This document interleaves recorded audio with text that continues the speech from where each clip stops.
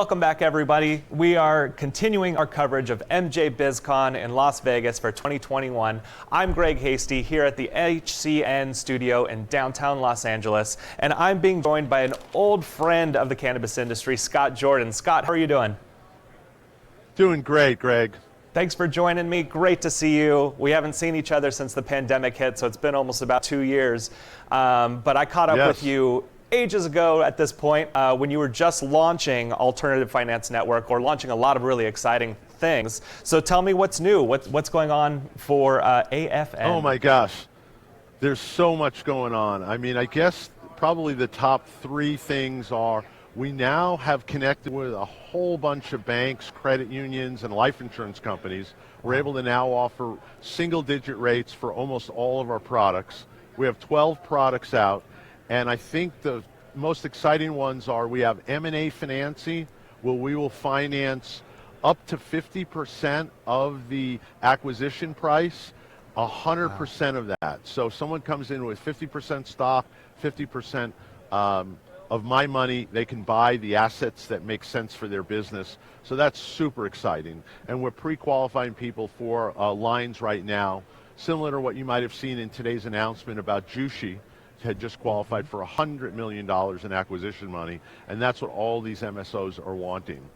The other thing that I think is particularly exciting as well is we are now seeing what I'm going to call pre-construction deals. So in 2007 and 8, there was a big wave that went in this country on residential properties where people were putting up, and myself included, $2,000, $3,000, getting a mortgage for a $150,000 piece of property. It was mostly down in Southwest Florida, and flipping those before they even occupied them for $25,000 to $50,000 in cash. I actually did that 3 times. Wow. And last week, Forefront made an announcement of buying a grow that had not actually even grown 8 plants. Somebody built it. 18 months later, they sold it. They probably built it for around 11 or 12 million, knowing what construction costs are, and they sold it for 55 million. 25 million was cash. Wow. So it's a tremendous opportunity for entrepreneurs that want to make money in the industry, because even though I didn't get an MBA, I know that if you sell for 55 and your cost was 11, you're doing pretty darn well. Absolutely. And you're probably going to have a tax problem because of the gain. Yeah. So we're seeing that as some tremendous trends, both for entrepreneurs as well as for the MSOs. And the MSOs are so hungry for different product, they're willing to buy stuff, that isn't even operational. So I think that's super exciting. We're also seeing sale-leaseback rates come down. We now have a provider that will break the 10 cap rate and are down in the 8 and 9 cap rate in order to do a sale-leaseback on a property. So that's extremely exciting. We continue to see more and more lenders entering the space, and more FDIC lenders that are willing to look to start to lend. I just ran into some old friends of mine from Safe Harbor that are starting to lend as well, and ran into an old friend of mine also that was telling me he just got a bank account with them. He goes, those guys wouldn't even talk to me 5 years ago. I went into the bank, sat down, got a calendar. They found out I was in cannabis. They snatched the calendar back.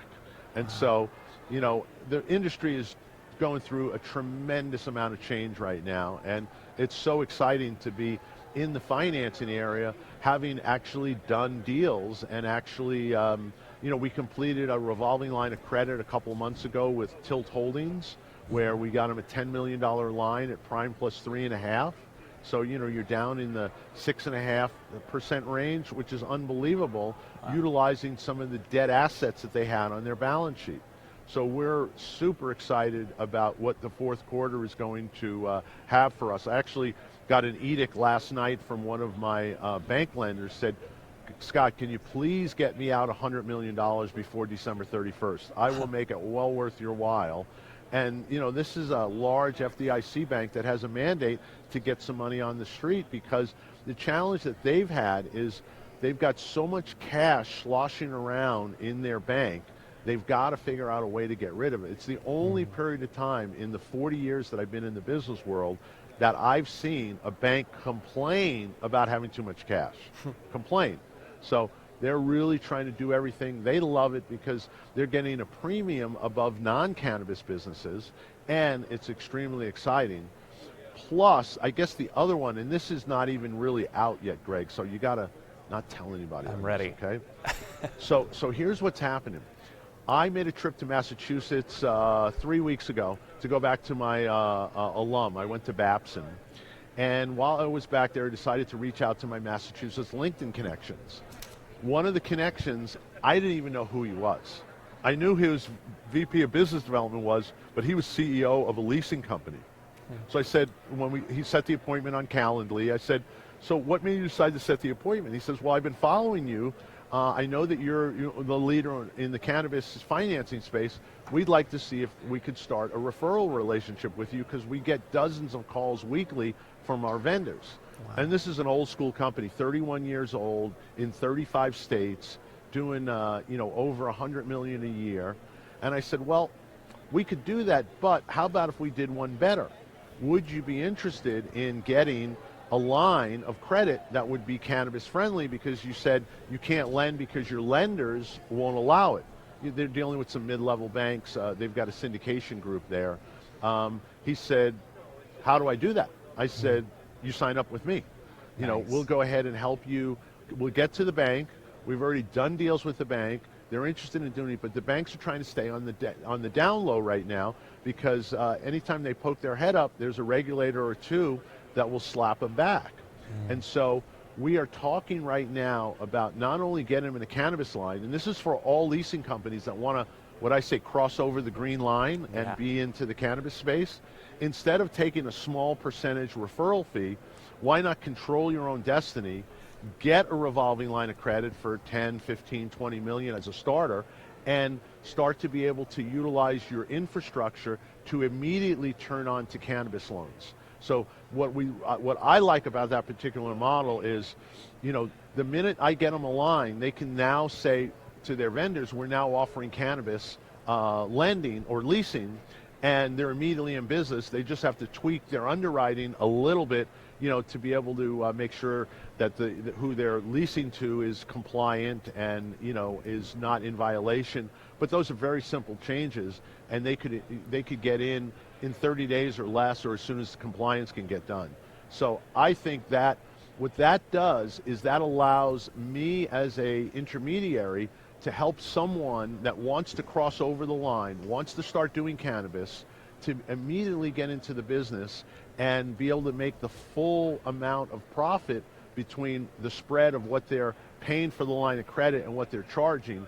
And most of the time it's probably going to be a 200 to 400 basis point premium on that, because if you rent a truck or a trailer, you're competing with the banks, you're probably in the 4 to 6% range. Well, they can charge 9.9, 10.9, 11.9 all day long for cannabis, make that premium like the banks are right now making that premium spread in the real estate world. Wow. So, those are some of the most exciting things that I've seen, and they're all happening like boom, boom, boom, boom.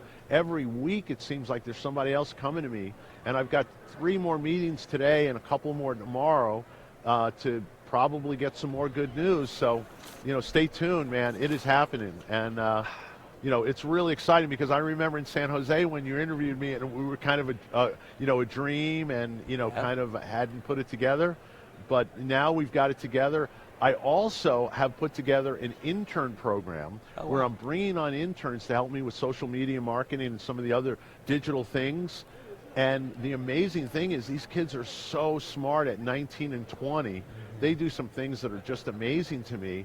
And what we're going to do is we're going to turn that into, you can intern while you're in college. If you want a full-time job after college and you do well, I can go ahead and convert you into that. And they can make, in the loan, intermediary business, the loan brokerage business, not many people see that as a profession, but you can make 6 figures, and with the money that we have now and the size of the deals we have now, maybe even 7 figures by getting out there and hustling. Because we have more leads than we can handle right now for the business. Yesterday I came back with a stack of cards, probably an inch thick, probably 50, 60 cards, and at least 40 of them are saying, call me Monday, we need money. So, I've waited this long. I've been in since '09. Yeah. So, we waited this long, and the turnaround has happened, and it is so exciting to be a part of that. And I really credit, you in that interview that we did in San Jose really gave me, a lot of credibility, and I so appreciate that, Greg. Of course. Well, I mean, one of the amazing things about this, Scott, is as I have known you now for at least 5 or 6 years, not as long as, of course, you've been in the industry, but I've seen you push for this, and I've seen you climb through this, and we've seen a lot of financial lenders and investment firms fall through it, and I love it. I love seeing it, and I love that the concept of you coming through and not just taking advantage of the current state of the market, but also helping people, helping those interns, helping people cross that green line. It's a beautiful thing, and I'm really, really excited to see you do that. Where can people get that information? Where can they find you? Where can they contact you? Now that you're out there on the internet, where can we see you? Sure. I would say probably go to my website, which is www.alternativefinancenetwork.com, or email me, sjordan@alternativefinancenetwork.com. I'm also on LinkedIn. I'm the Denver Scott Jordan, not the more famous one in Boise, Idaho that was on Shark Tank. And yeah, we would love to help you, and I so appreciate being on your show, and just disappointed I won't get a chance to see you in person, but you've got a great staff here, and I appreciate it. Hopefully we'll see you at New York or at one of the next shows, Greg. Beautiful. Well, thank you so much, Scott. Great to catch up with you. So that's alternativefinancenetwork.com, and also look for the Denver Scott Jordan on the internet. Eventually we'll get him to Shark Tank level, and then then we'll confuse both of you some more. That'd be exciting. Oh yeah, definitely. Great. Well, thank you so much, Scott. Make sure to keep an eye out on more coverage of MJBizCon 2021. Visit us at highlycapitalized.com, and make sure to follow us on LinkedIn and Facebook. Stay tuned. We'll see you for the next video.